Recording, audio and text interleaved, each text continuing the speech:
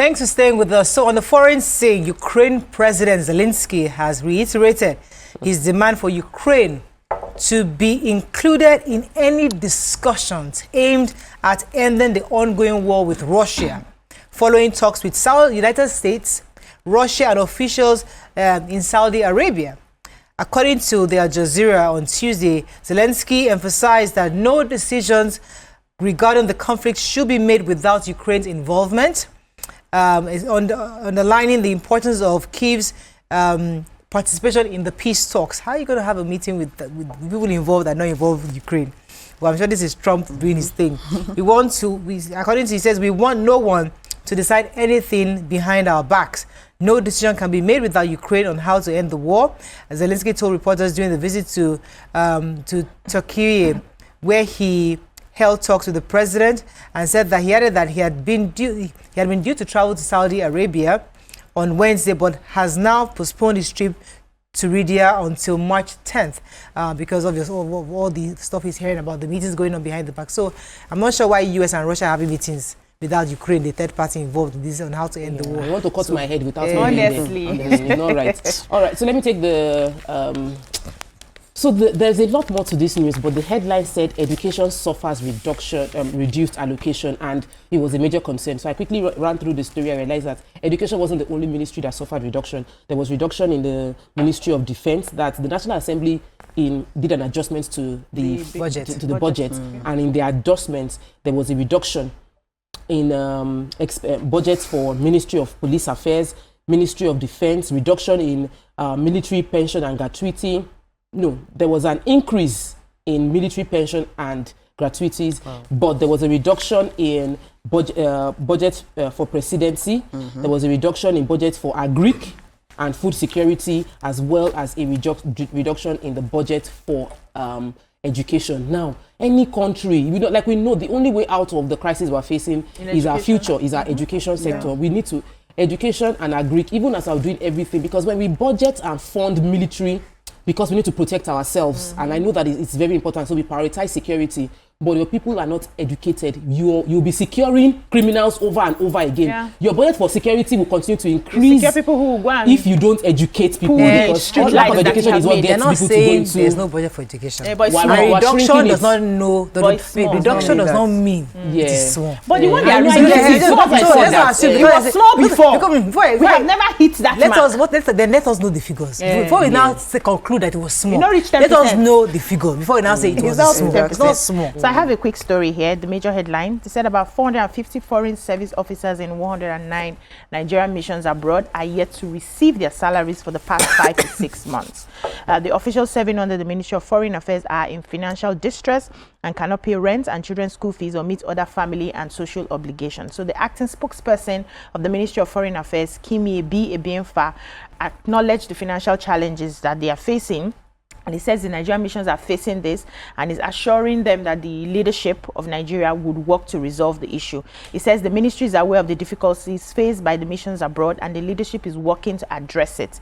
Now, with the recent passage of the 2025 Appropriation Bill Act by the National Assembly, they said there's strong optimism that the bill will be signed into law soonest by Mr. President, and this will positively impact the finances of the ministry and missions abroad. So they listed, there's no time, so they listed everything, the amount of money that they are going to be using to pay salaries. So in 4 years, 251 billion naira was used in 2021 and all of that. So I think people should just read the details. But what I found quite interesting here is that they are not able to do certain things. They are not able to even help Nigerians in those countries. Many of the service providers who are attending to, the embassies some of them are dragging them to courts because they are not able to pay.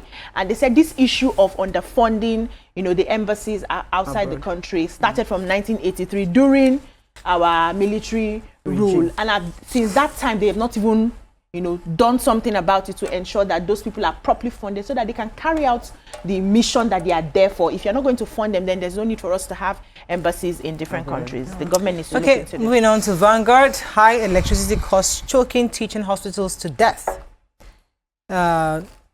Edwin Clark, his last words, don't give up on making Nigeria better, says family. Boko Haram, US to audit aid funds to Nigeria. Fears grow over Pope's health as Vatican cancels upcoming events. NDDC Group wants organizers to desist from protests.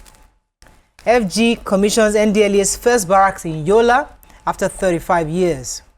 Education suffers reduced allocation. National Assembly amends past 2025 budget. And the military should be barred from elections in Nigeria, says Jonathan. Okay, let me take USAID. It's been hot for the past few days, although the ladies of your have not discussed it yet, but it's a major, major issue. So the US mission to Nigeria has announced an investigation into how past allocated funds to Nigeria and other countries were utilized.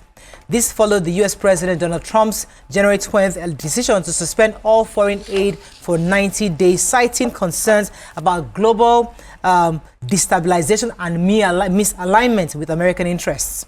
The move responds to growing calls for comprehensive review and audit of the U.S. Agency for International Development USAID health funds.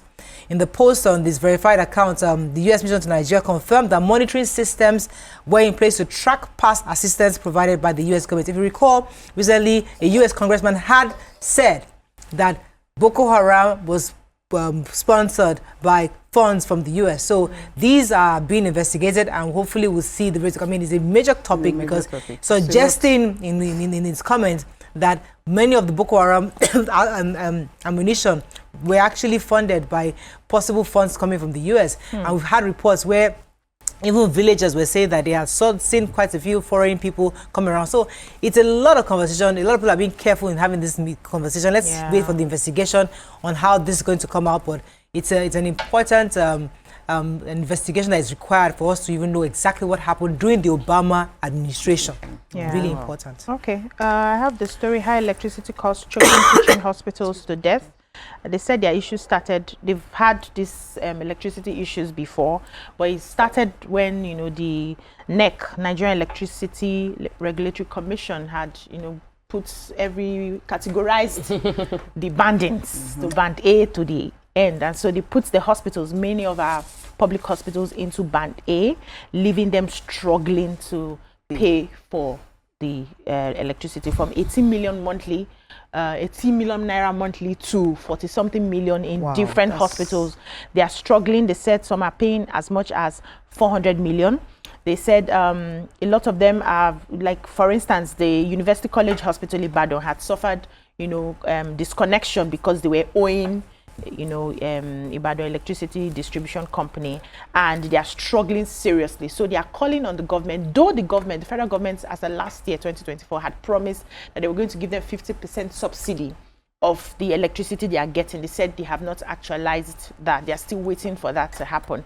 And they are using a lot of diesel, the cost of diesel, and the cost of maintaining the generators. To get one generator is from like 200 million to 400 million. They're maintaining any part that spoils. They're spending a lot of money. And because of the critical nature of healthcare, there are some services that they need power supply 24 hours because of the operations that they carry out. Many people go to the public hospitals to be able to access, quality healthcare, affordable healthcare. Those people are struggling. So they are waiting on the government to see how they can quickly do the 50% reduction or subsidy for them. I know Lagos did IPP under Fashola at that time, where they provided electricity to schools and hospitals. Yes, they need to put it into Even allows her here. Yes, allows her. Another alternative sources of Said allows her here. Well, still, they're not there anymore. Let me take this story. It's a really feel-good story about Dangote's wealth. Now, aside from the fact United States of Dangote. No. It's empowering for entrepreneurs within Nigeria that only hear discouraging news to hear encouraging one as well. Because when he lost his wealth, everybody was talking about how he lost his wealth because naira was devalued. Well, now he's the only he lost the valuation of his wealth. He dropped from being in the top 100 richest people in the world. He's number one. Now, he's back up. He's back up. He's number one in Africa, and he's back within the top 100. He's now in number 86 richest man in the world. The impact is based on the huge investment he made in Nigeria. Bad as I think in Nigeria, but investment in Nigeria still works. So because he broke the monopoly of the government with fuel importation, and the impact of the capacity of his refinery is already affecting European refinery. They said that there's been a reduction in the sales they have there because they sell to Nigeria, and they said that this is the all 8 all year low of us importing, They've not and it is a started. big deal. That one will So not go viral. That one, That's why I had to- Nigeria are talking. They said they didn't see anything. They don't see. They will not Because see. when it was People here, all of us were How saying, did you enter my pocket? I'm still looking for money for my Honestly, business. I never we'll never see our Yeah. But at the That end one- of the day, I like what he said. He said that if this refinery wasn't successful, that it would have been one It would of have been his his end. biggest risks. Yes, he said he would have Do you died. know he's already going into motor vehicle? Yes, now that is Are you with for Pojo. shouting Nah, that that's I'm, not- I'm selling here and selling something The else? man That okay is is doing over 50 Pojo. businesses. He has Over bought. 50. He has Pojo bought place. That's my mentor. investment in Pojo. That's my They're mentor. assembling Pojo vehicles and they're going to That's bring it my down. mentor. Dangote. I'll still come and join you. I like the United States of Dangote. Dangote. Let's go to the break. When we come back, continue with our show. Stay with us. We'll be right back.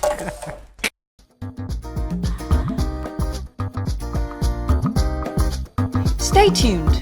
Your View will be right back.